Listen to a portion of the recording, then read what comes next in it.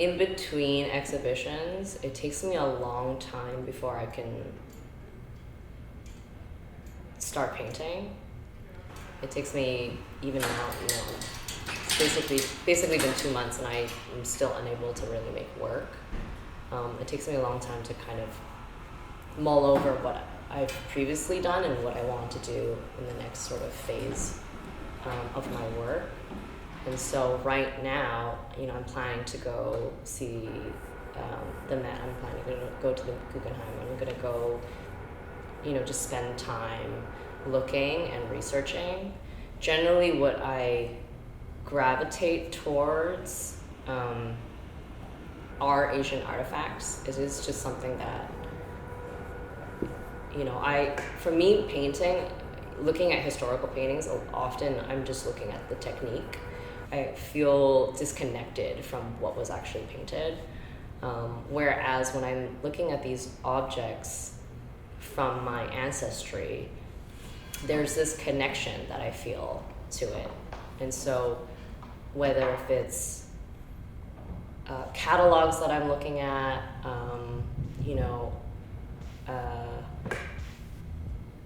actual objects in museums, I start to, I'll photograph it, I'll start writing, and I catalog it in my own way. And so once I've gathered enough information, that's when I'll start planning the next body of work. Okay. When you say writing, what do you write?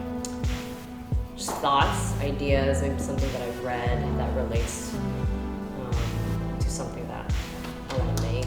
It might just be a phrase, something a friend has said, something I heard in passing, anything really. That just resonates with you at the moment. Yeah, and it doesn't necessarily have to relate to art. It could just be just a phrase that I think is really beautiful. And then from that, I'll piece it together with maybe some imagery that I've seen. There's just specific objects that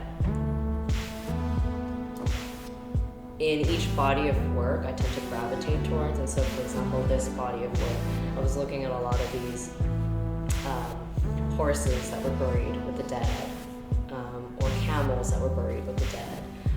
And so once I painted one painting with it, to make it make sense for myself, is I have to replicate a second painting about the same theme. Otherwise, it feels too much like a one-off. And so whether if I've found one image of this horse, then I'll find more images. I'll go research and find more images. And so there's always a sort of reference point.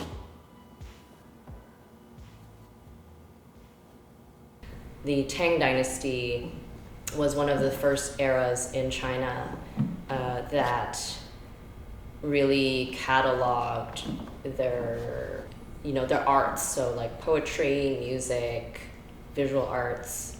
And so I thought that was fascinating because, we talk about the Renaissance in Italy all the time, the Renaissance, and this is when art and philosophy was all cataloged. It was such an important time in Europe, and I think, in Asia, there just hasn't been that same conversation over here in the West, and I wanted to take these objects and highlight it.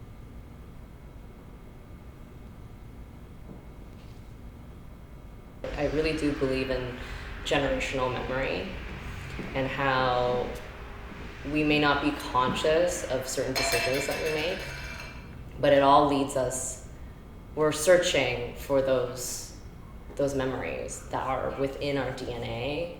And so I think maybe for me, being gravitated towards these objects are in a way for me to search those generational memories. And I've always had an interest in archaeology and excavating of, the past, your own past, but also historical pasts, and thinking about the idea of how history is written, and oftentimes the inaccuracy of history, the accuracy and inaccuracy. And I think so for this work, I tend to blend those two. And so that's why it is a bit of, I don't know if fantasy is the right word, but like the uncanny or the surreal I find is interesting because it just depends on how a story is told. And so with starting with the horses, then I brought the camels in, and then from the camels, then I wanted to make some portraits of, you know, what this being would look like if they existed in this other realm. Because these are objects that were buried so that they would guide the afterlife. So they're supposed to guide you. A horse is buried with you, and when you pass, you're supposed to wake up in the afterlife with this horse. So that was the purpose of these funerary objects. And so while painting these paintings, I was thinking about this plane, you know, these people were in. When you pass, your life is gone, but all that is left are these objects that are left. And so the only way that we could remotely understand what went on back in the day is through objects.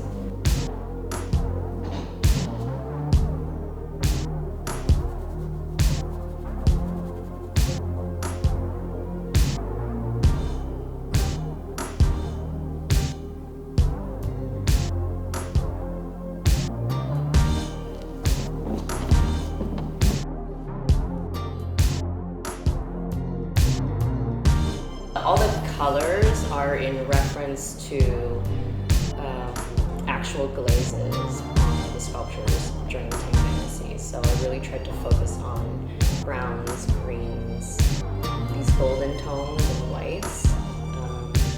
Because I wanted to make it feel like these objects are coming to life. And during the Tang Dynasty, they only had access to these specific colors and glazes. They didn't have access to the colors that we have today.